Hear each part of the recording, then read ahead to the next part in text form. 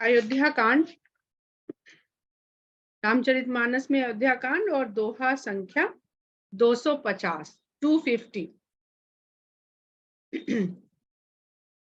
वनवासी भील कोल किरात अयोध्या वासियों के लिए जो जलपान खान पान की व्यवस्था कर रहे हैं हम, उसके बारे में प्रसंग चल रहा था। उसके बारे में दोनों अपनी अपनी भावनाओं का आदान प्रदान कर रहे थे। तो अंतिम दोहा जो कल का था वो इस प्रकार था कि यह जिय जानि संकोच तज करिय छोहु लखिने हम ही कृतार्थ करन लग फल तृण अंकुर ले।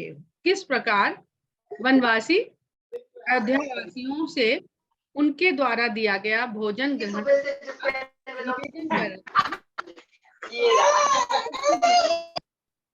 म्यूट रखें सब लोग।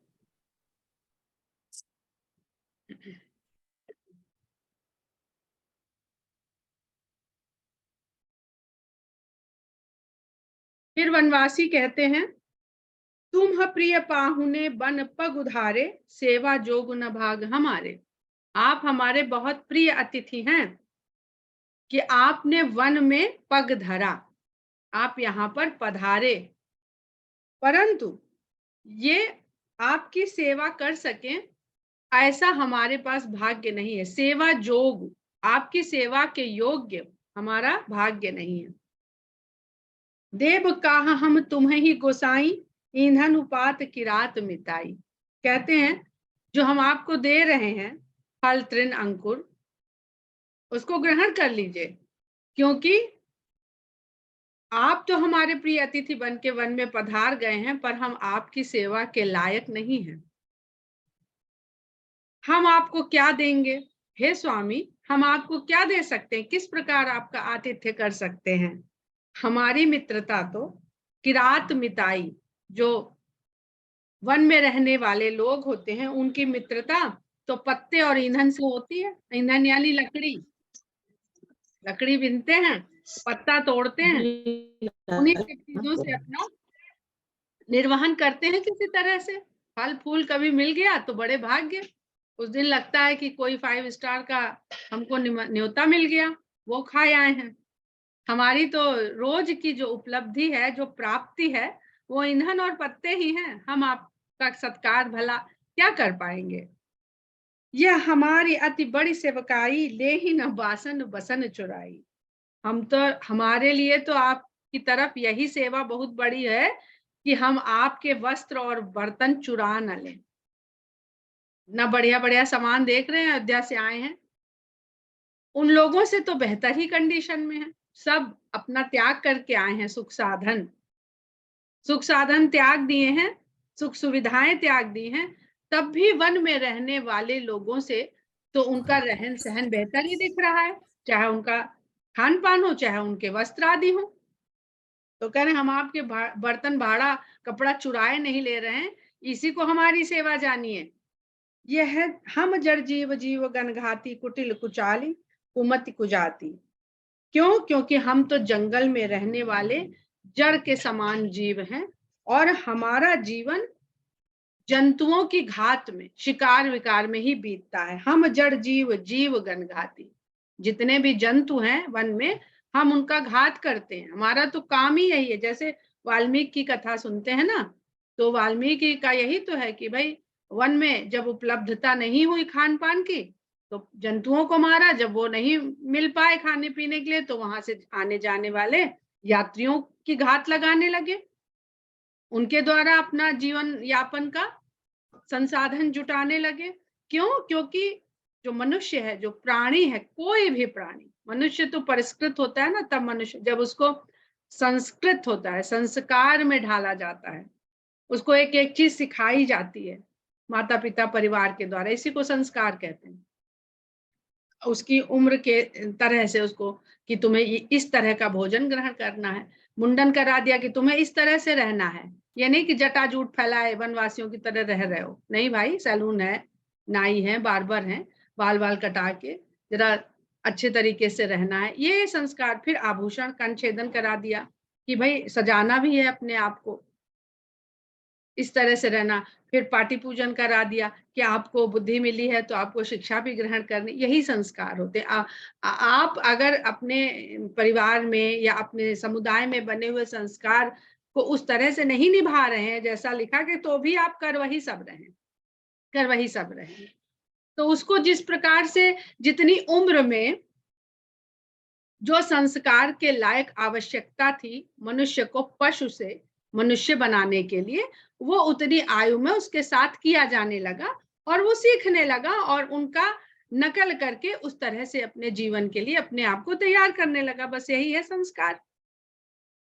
तो कह रहे हैं कि हमारे तो ऐसा कुछ है नहीं, हम लोग तो बस जानवरों को मारना जानते हैं। और कुटिल कुचाल कुमत कुजाति, हम बुद्धि से, जाति से, जाति यानी जो समुदाय हमारा यहाँ रहता है वो पूरा समुदाय सही गलत चाल चलने में माहिर है। बुद्धि से भी हम बुरे हैं, अपने चाल चलन से भी बुरे हैं और सोच विचार से भी बुरे हैं। तो वो स्वयं को बुरा कह रहे हैं। कोई भी अयोध्यावासी या भरत जी उनको ऐसा थोड़ी कह रहे हैं। तो अगर कोई ये कहता है कि तुलसीदास जी तो दलित जनों को ये कहते हैं कि ये सब ऐसे हैं, नहीं, वो स्वयं को देख रहे हैं। क्योंकि हर व्यक्ति, ये मनुष्य का स्वभाव है, मनोविज्ञान है कि वो जब सामने वाले को देखता है तो उससे स्वयं की तुलना करता है कि हम उससे कमतर हैं कि बेहतर हैं। अगर कमतर पाता है तो उसकी नकल करता है, उसके जैसा आचरण करता है, उस तरह के कपड़े पहनता है, उस तरह की पढ़ाई लिखाई करता है। और अगर अपने को बेहतर पाता है तो उसका धर्म है कि वो उनको बेहतरी की तरफ लाए जो जो उसको उससे कमतर नजर आ रहे हैं। तो ये मनुष्य का धर्म है और वो मनुष्य का स्वभाव है कि वो तुलना करता है। पाप करत निसिबासर जाहि, नहीं पट कट नहीं पेट अघाही, सपने हु धर्म बुद्धि कसकाऊ, यह रघुनंदन दरस प्रभाव। बहुत सुंदर बात कह दी है यहाँ पर तुलसीदास जी ने कि पाप कर्म करते हुए हमारे तो रात दिन बीतते हैं, ना तो हमारे पेट में अघाने भर का अन्न पड़ता है, भोजन पड़ता है, और ना ठीक से शरीर को ढकने भर का हमको पट मिलता है, वस्त्र मिलता है। तो जिसका पेट नहीं भरता और जिसका तन नहीं ढकता, उसकी पहली आवश्यकता क्या होगी? पेट भरने की। जब पेट भर गया तो तन ढकने की, जब तन ढक गया तब उसको आश्रय की चिंता होती है। रोटी कपड़ा और मकान, ये वेद वर्णित जो फिल्म बनी थी, ये वेद वर्णित सूत्र है, यही चाहिए सबसे पहले। तो इसलिए सपने धर्म बुद्धि कसकाओ। तो हम क्यों हैं ऐसे? हमको सपने में भी हमारी बुद्धि में धर्म वर्म की बात आती नहीं है। धर्म कि क्या उचित है क्या अनुचित है, ये तो तब आएगी जब हमारे पेट भरे होंगे। ये जो हम इस तरह से आपका आतिथ्य कर रहे हैं कि आपको भोजन हमें नहीं जुटता, हम दूसरे को क्या खिलाएंगे, उसके बाद भी हम आपको आग्रह कर रहे हैं, आपके लिए जुटा के भोजन की व्यवस्था कर रहे हैं, यह सब राम के दर्शन का प्रभाव है। अभी जो हमने कहा ना, जिसको देखा उसकी तरह बनने का प्रयास शुरू कर दिया उन्होंने। जब ते प्रभु पद पदुम निहारे, मिटे दुसह दुख दोष हमारे। हमने जब से भगवान के चरण कमलों का दर्शन किया है, तब से हमारे दोष और असहनीय दुख मिट गए। राम के जैसा हमने जिस दिन से सीखना शुरू कर दिया, पदम पदुम उनका आचरण, उनके चरणों के द्वारा किया जाने वाला आचरण जिस दिन से हमने खाली जान लिया, देख लिया, तो निश्चय ही हम वैसा ही बनने। अभी हमने कहा ना कि जो बेहतर होता है मनुष्य नकल करता है उस बेहतरी को पाने की, ये स्वभाव है। तो पहले दुसह दुख को मिटने के लिए अपने भीतर के दोष मिटने चाहिए।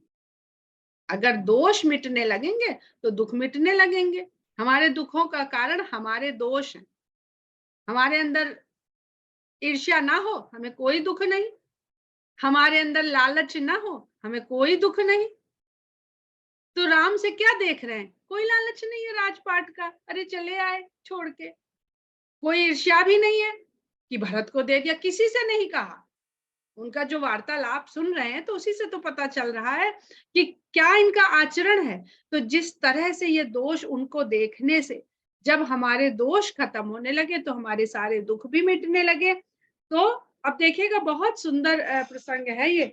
कहने सुनने में बहुत साधारण प्रतीत होता है, पर रामायण का या राम राज्य की स्थापना वन में आरंभ हो गई है कि राम के जैसा आचरण, जो पढ़े लिखे नहीं है, शिक्षित संस्कृत नहीं है, वो भी राम के आचरण को, उनके व्यवहार को अपनाने लगे हैं। बचन सुनत पुरजन अनुरागे, तिनके भाग सराहन लागे। उनकी इन तरह की बातों को सुन के अयोध्या वासियों के हृदय में बड़ा प्रेम उमड़ आया उनके लिए, और उनके भाग्य की सराहना करने लगे।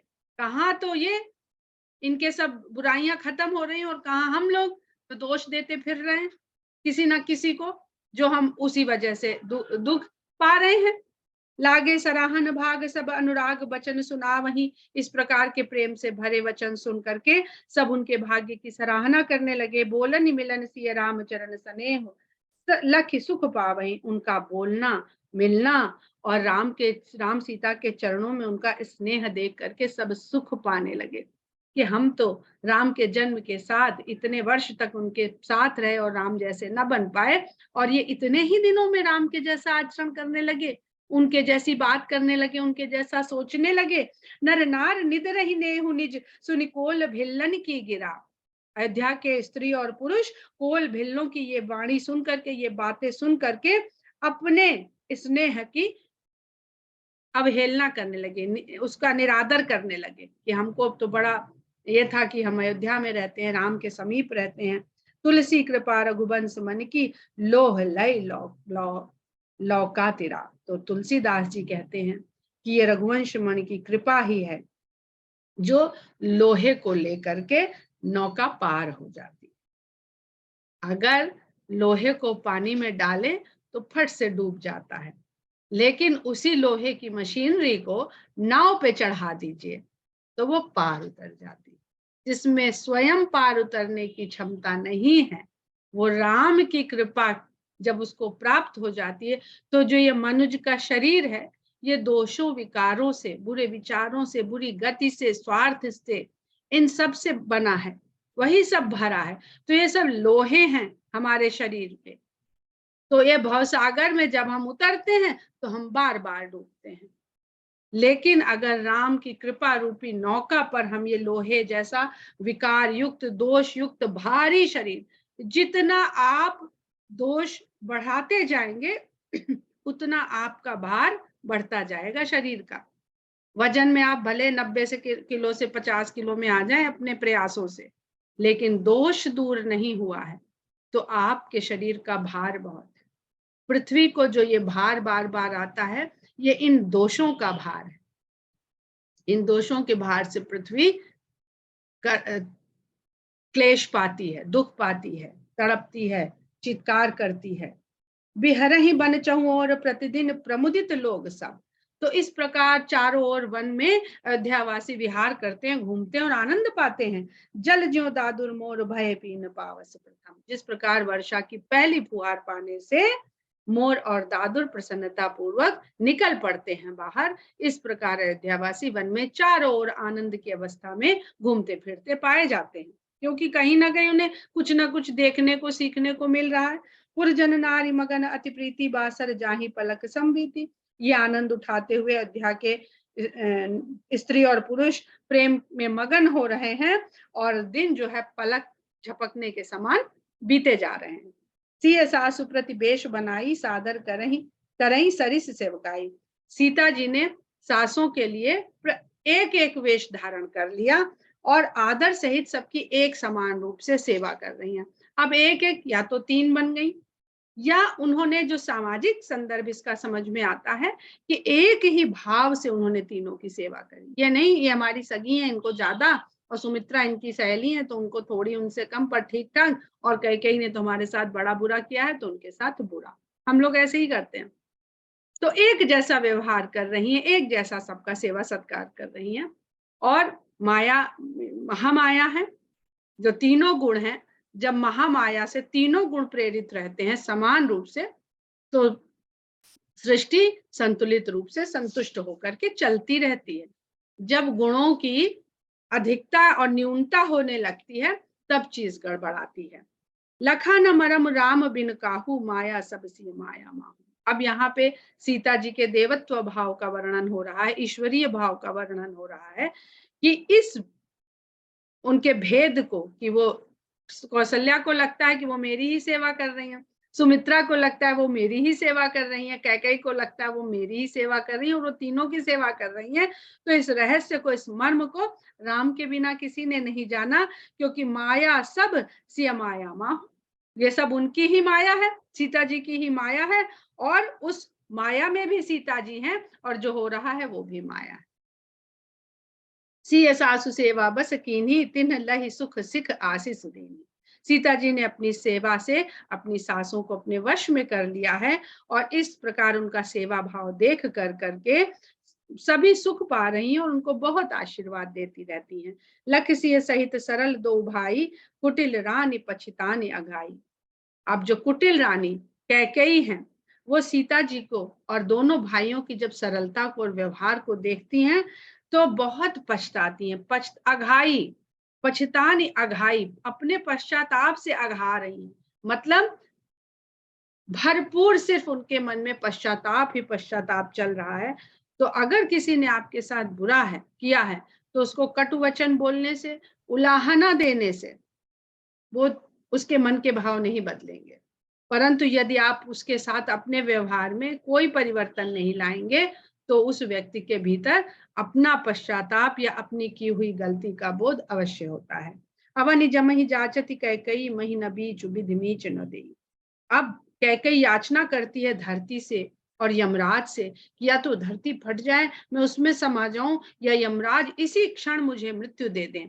सामना नहीं कर पा रही हैं, लेकिन ना तो उनको धरती बीच दे रही है, स्थान दे रही है, और न विधाता ही उन्हें उनकी इस याचना को सुन रहे हैं। लोक कहूं वेद विदित कभी कहाही, राम विमुख थल नरक न लहाही। वेद में वर्णित ये बात कवियों के द्वारा लोक में प्रसारित है, प्रचारित है, सब जानते हैं कि राम से विमुख होने वाले को ना तो धरती में और ना नरक में कहीं भी ठिकाना नहीं मिलता है। यह संसौ सबके मन माही, राम गवन विधि अवध की नाही। ये तो अपने अपने मन के भाव हैं, वहां सभी आनंद में है।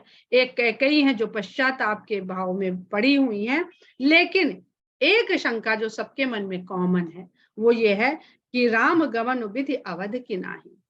हे विधाता, राम का फिर से अयोध्या चलना होएगा कि नहीं होएगा। निसि न नींद नहीं भूख दिन, भरत बिकल सुचि सोच, नीच कीच बिच मगन जस मी नहीं सलिल सको। और भरत जी को तो ना नींद है रात में और ना दिन में भूख है। इस सोच से वो सबसे अधिक जो व्याकुल हैं वो भरत जी हैं, और उनकी दशा ऐसी हो रही है जैसे पानी, जो बरसात के पानी होते हैं उससे मछलियां पैदा हो जाती हैं, पर जब बरसात खत्म हो जाती है तो पानी सूखने लगता है और पानी की जगह वहां कीचड़ आ जाता है।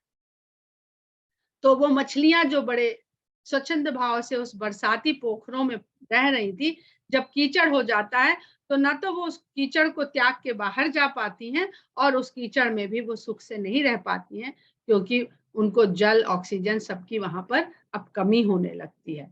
तो व्याकुलता रहती है उनके भीतर। कीन्हि माँ तुम इस काल कुचाली, ईत भीत जस पाकत साली, कही बित होई राम अभिषेकु, मोहि अब कलत उपाउ न एकु। कहते हैं, अपने मन में सोच रहे हैं कि माता ने जिस प्रकार की समय के अधीन होकर के जिस प्रकार का बुरी चाल चल दी है, जो काम उसने कर दिया है, वो ऐसा हो गया है क्योंकि रामचंद्र जी का तो अभिषेक होने वाला हुआ, निश्चित हुआ था। तो सब भरत जी को आके तो सब पता तो चली ही सारी बातें अयोध्या में।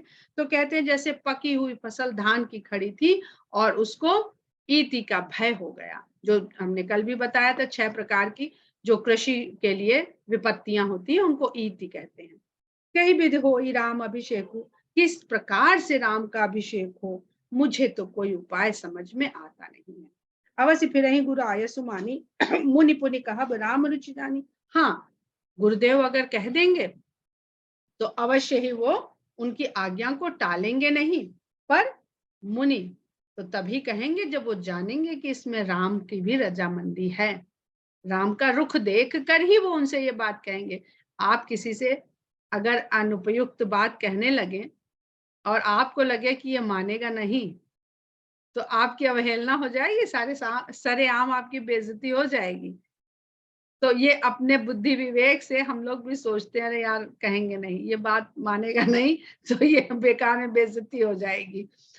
वही यहाँ पर गुरु क्यों कहेंगे? अगर राम का रुख देखेंगे तभी वो उनको ऐसी आज्ञा देंगे। मातु कहेहु बहु रही रघुराऊ, राम जनन हठ कर भी काऊ। हाँ, माता कौशल्या अगर कह देंगी तो राम उनका कहना तो मानेंगे ही, लेकिन राम की माता क्या ऐसा हठ करने वाली होंगी? जब राम तो उन्हीं से उत्पन्न है, तो जब राम जिद्दी नहीं है तो माता कैसे जिद्दी हो सकती है?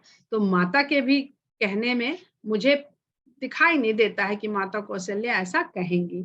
मोहि अनुचर कर केतिक बाता तहि मह कुसुमऊ बाम विधाता, और मैं तो ठहरा उनका सेवक। जब गुरु की हिम्मत ना पड़े, माता की हिम्मत ना पड़े कहने की, तो मैं तो ठहरा उनका सेवक। मेरी तो बिसात ही क्या है जो मैं उनसे कह सकूं, और सेवक की बात वो मान भी लें, पर विधाता और समय तो मेरे प्रतिकूल चल रहा है। जो हट करूं तो निपट कुकर्मू, हर गिरते गुरु सेवक धर्म। और अगर मैं जिद करूं, मैं हट करूं, तो ये सेवक के लिए महान कुकर्म होगा, क्योंकि सेवक का जो धर्म है वो भगवान शंकर के कैलाश पर्वत से भी भारी है। अब रावण ने शिव सहित कैलाश पर्वत उठा लिया था, ऐसा ऐसा उनका भक्त और ऐसा सेवक उनका था। परंतु भरत जी के लिए ये भी कठिन लग रहा है कि सेवक का धर्म ये नहीं है, भक्त का धर्म ये नहीं है। उसी दिन रावण का अहंकार बढ़ा था। तो ये जो उसने पर्वत कैलाश पर्वत उठाया था, ये कोई कैलाश पर्वत नहीं उठा लिया था, ये उसका अहंकार इतना बड़ा हो गया था कि भक्त अपने को भगवान से बड़ा मान लिया था। क्योंकि भक्त की भक्ति से भगवान की शक्ति बढ़ती है, भक्त की भक्ति से भगवान की शक्ति बढ़ती है। तो जब वो उठा लिया उसने, तो उसने कहा अब तो इनको हमारे से ही बल से इनको बल है, तो अब हम ही जैसे चाहेंगे वही इनको करना पड़ेगा। पर भरत जी के अंदर बहुत भक्ति भाव है, लेकिन वो अपने भगवान को, अपने स्वामी को इस प्रकार विवश नहीं कर सकते, क्योंकि फिर वो भक्त कहाँ रह गया, वो तो स्वामी हो गया जो कहने लगा कि आप ऐसा करो। ये हम सभी लोगों के लिए सीख है, जो हम लोग भगवान को बताते हैं कि आप ऐसा करो हमारे लिए। ये एक एक चौपाई में स्पष्ट होता चलेगा। एको जुगति न मन ठहरानी, सोचत भरत ही रहन बिहानी। एक भी युक्त उनके मन में ठहर नहीं रही है, बार बार विचार तरह तरह के आ रहे हैं, पर ये ठीक हो सकता है, नहीं इसमें तो ये कमी है, इसमें तो ये कमी है, ये इसलिए नहीं पूरी हो पाएगी। ऐसा सोचते हुए रैन बीत गई और प्रातः हो गई। प्रात नहाई प्रभु सिर नाई, बैठत पठय ऋषय बुलाई। और प्रातः होते ही नहा धो के जैसे ही मन में प्रभु को शीश नवा कर बैठे ही थे कि ऋषि के यहाँ से भरत जी का बुलौआ आ गया। गुरुपद कमल प्रणाम करी बैठे आय सुपाई, विप्र महाजन सचिव सब जुड़े सभा सदाए। गुरु के चरण कमलों में प्रणाम किया और उनकी आज्ञा पा करके भरत जी भी वहां पर बैठ गए। तो वहां पर ब्राह्मण, महाजन, मंत्री सब जुड़ चुके थे और पूरी सभा वहां पर लग गई थी। बोले मुनिबर समय समाना, सुनो सभासत भरत सुजाना। धर्म धुरीन भानुकुल भानु, राजा राम सुबस भगवान। कहते हैं मुनिवर समय को देखते हुए कहते हैं कि हे सभासद और भरत सुजान, जो सही मार्ग पे अपने बुद्धि और ज्ञान के द्वारा सही मार्ग पर चलने वाले भरत जी और सभासद, सुनिए।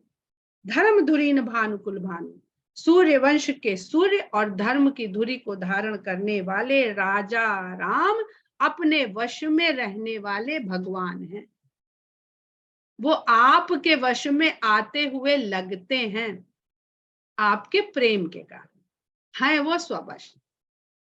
अगर उनको कोई अपने वश में कर सकता है तो प्रेम से कर सकता है।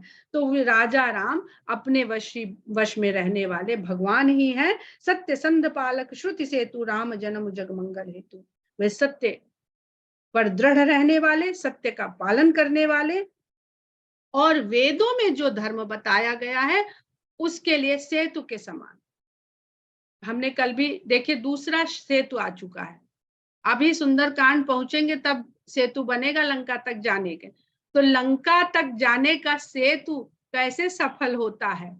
जब आप धर्म सेतु और श्रुति सेतु के सेतु पर सवारी करके वहां तक पहुंच चुके होते हैं, नहीं पहले ही डूब जाते हैं, पहले ही डूब जाएंगे। तो अभी हम लोगों ने पहले धर्म सेतु की बात सुनी थी राम के द्वारा, भरत के द्वारा, और अब श्रुति सेतु कहा जा रहा है। राम जन्म जग मंगल हेतु, गुरु कह रहे हैं कि राम का जन्म संसार के कल्याण के लिए हुआ है। गुरु पितु मातु वचन अनुसारी, गुरु पितु मात के वचन के अनुसार खल दल दलन देव हितकारी, देवों का हित करने के लिए और दुष्टों के दलों का दलन करने के लिए वो संसार में अवतरित हुए हैं। नीति प्रीति परमारथ स्वार्थ को न राम सम जान जवारा। जितने भी हम लोग बात करेंगे उनको तरह तरह से नीति से, प्रेम से, परमार्थ से, स्वार्थ से घेरने की कोशिश करेंगे। कैसे घेरेंगे राम को? नीति बताएंगे या अपना प्रीति दिखाएंगे कि आपके बिना नहीं रह सकते, या परमार्थ की बात करेंगे या स्वार्थ की बात करेंगे कि आपके बिना हमारा भला नहीं, या आपके बिना संसार का भला नहीं। तो इन सब के यथार्थ को राम के समान तो कोई जानता नहीं है कि किसमें स्वार्थ है, किसमें परमार्थ है, क्या नीति है और क्या प्रीति है, क्या प्रीति की नीति है और क्या नीति की प्रीति है। ये सब यथार्थ राम के बराबर कौन जानता है? क्योंकि गुरु हैं, उन्होंने बच्चे को शुरू से पढ़ाया है, शिक्षा दी है, तो उसकी एक एक बात को गुरु वशिष्ठ जानते हैं। विधि हरिहर शशि रवि दिशिपाला, माया जीव करम कुल काला, अहिप महिप जहां लगी प्रभुताई, जोग सिद्ध निगमागम गाई, कर विचार जिय देखहुनि के, राम रजाई शीस सबही के। कहते हैं विधात ब्रह्मा विष्णु महेश, सूर्य चंद्र, दिशाओं के पालक, माया से उत्पन्न जीव, जीव के कर्म और कर्म से काल के और कर्म के वशीभूत जीव, और शेषनाग, धरती पाताल, जहां तलक भी किसी की भी प्रभुता दिखती है, सत्ता दिखती है, और योग सिद्ध निगमागम गाई, योगी सिद्ध पुरुष और वेद पुराणों ने जहां तक भी बखान किया है, कर विचार जिय देखौनी के, आप विचार करके तो जरा देखिए कि सबके ही शीश पर राम की रजामंदी ही रहती है। सब ये सब ऐसे ही कर पाते हैं, तभी कर पाते हैं जब उसमें राम की रजा होती है। राखे राम रजाई रुख हम सब कर हित होई, समुझ सयाने करहु अब सब मिली सम्मत सोई। तो कहते हैं इसलिए राम के विपरीत मत जाना, जिसमें राम की रजामंदी हो वही सब मिलके हम लोग करेंगे तभी हित होगा। अब ये हम लोगों के लिए भी है कि जो हमारे साथ हो रहा है निश्चय ही वो उनकी ही रजामंदी से हो रहा है, तो उसमें हमारा कल्याण ही है, तो हम उसको होने दें, हम नाहक उसको पलटने का प्रयास न करें। राखे राम रजाई रुख हम सब कर हित होई, हमारा और सबका हित तभी होगा जब हम राम की इच्छा के अनुसार चलेंगे, वही कार्य करेंगे। तो अब इस बात को समझिए, आप लोग सब बड़े सयाने हैं, समझदार हैं, तो समुझ सयाने करहु अब, इसलिए अपनी सोच समझ से सब लोग मिल करके ऐसा करिए जिसमें हम सबकी सहमति हो, पर राम की भी उसमें इच्छा शामिल हो। सब कहूँ सुखद राम अभिषेकु, मंगल मोद मूल मग एकु। हाँ, ये सत्य है कि राम का अभिषेक सभी को सुख देने वाला है, और वही मंगल और आनंद के मूल का मार्ग है। उसी मार्ग पर जब राम का अभिषेक होगा, राम राजा होंगे, उसी में सबको सुख शांति और मंगल है। अब राम राजा कैसे राम राजा होंगे, किस तरह के राम? हमारे मन रूपी अयोध्या के जब राम जैसे राजा हो जाएंगे तो हमको सब मंगल भी होगा और हमको आनंद भी होगा, हमको किसी प्रकार का कोई क्लेश नहीं होगा, कोई पश्चाताप नहीं होगा। कहीं विधि अवधि चले ही रघुराऊ, किस प्रकार ऐसा क्या किया जाए जिससे राम अवध को चल पड़े। कहु समझ सोई करई उपाऊ, सोच समझ के कहिए, उपाय बताइए, वही मिलजुल के किया जाए। अब ये मीटिंग राम से अलग हो रही है। सब सादर सुनि मुनिवर बानी, नय परमारथ स्वार्थ सानी, उतर नाव लोग भय भोरे, तब सिरुनाई भरत कर जोरे। सभी ने वशिष्ठ मुनि की इस बात को आदर सहित सुना। नय परमारथ स्वार्थ सानी, जो परमार्थ के लिए थी और स्वार्थ और परमार्थ दोनों से रची बसी, कि हमारा भी कल्याण हो और सबका भी कल्याण हो। लेकिन जब ये सोचा गया, लोगों ने सुना ऐसा कैसे संभव है कि हमारा भी कल्याण हो जाए और परमार्थ भी हो जाए, या तो स्वार्थी होएगा या परमार्थी होएगा। यही देखते चले आए थे कि स्वार्थ के लिए अपना जीवन जिया जाता है और परमार्थ के लिए अपना जीवन त्याग दिया जाता है, साधु सन्यासी बन जाया जाता है और फिर उसके बाद संसार के लिए अपने जीवन को लगा दिया जाता है। तो ये सुनकर के लोगों की बुद्धि भोली हो गई। तब भरत जी ने शीश नवा करके हाथ जोड़कर कहा, भानुवंश भय भूप घनेरे, अधिक एक ते एक बड़े, जन्म हेतु सब कह पितु माता, कर्म शुभाशुभ देहि विधाता। कहते हैं कि सूर्य वंश में एक से एक बढ़कर राजा हो गए, जिनके जन्म के कारण उनके माता पिता थे और शुभ अशुभ कर्मों को देने वाले विधाता थे। दल दुख सजई सकल कल्याणा, अस असीर राउर जग जाना। दल दुख सजई सकल कल्याण, उन्होंने सभी के दुखों का दलन किया, समाप्ति करी और सबके कल्याण के लिए वो लोग लगे रहे। यह केवल आपके आशीर्वाद के कारण संभव होता रहा। अस असीस राउरी जग जाना, ये जगत जानता है कि आपके अर्थात जब गुरु की आज्ञा से, गुरु की सम्मति और सहमति से राजा अपने कार्य को करता है, उसी में सबका दुख दलन होता है और सबका कल्याण होता है। सो गोसाई विधिगत जही छेकी, सकई कोटारी टेक जो टेकी। इसलिए हे स्वामी, विधाता की गति को, कि जन्म तो माता पिता ने दे दिया और अच्छे बुरे कर्मों का हिसाब किताब विधाता से मिल गया हमको, लेकिन विधाता की गति को भी अगर कोई छेक सकता है, कोई रोक सकता है, सकई कोटारी टेक जो टेकी, ऐसा कौन है जो ऐसी टेक ले ले कि विधाता के काम को भी रोक देगा। बूझी मोहि उपाऊ अब सो सब मोर अभाग, सुनि स्नेहमय बचन गुरु उर उमगा अनुराग। तो इस प्रकार जब भरत जी ने कहा कि केवल आप ही हैं जो इस प्रकार का उपाय बता सकते हैं, क्योंकि मेरा तो सब दुर्भाग्य ही है, मैं तो निरा अभागा हूं जो इस तरह की परिस्थिति उत्पन्न हुई है। तो जब गुरु ने देखा कि भरत जी अपनी कोई इच्छा, अपना कोई मंतव्य वहां प्रस्तुत नहीं कर रहे हैं, सब चीज के लिए गुरु के शरणागत हो गए हैं कि आप ही कर सकते हैं जो भी, और आप ही राय दीजिए और आप ही फैसला कीजिए, क्योंकि आप में ही वो सामर्थ्य है। तो ऐसे स्नेह भरे वचन सुन करके गुरु के मन में भरत जी के लिए बहुत प्रेम उमड़ आया। हम लोग यहीं पर कथा को विराम देते हैं। जय सिया राम।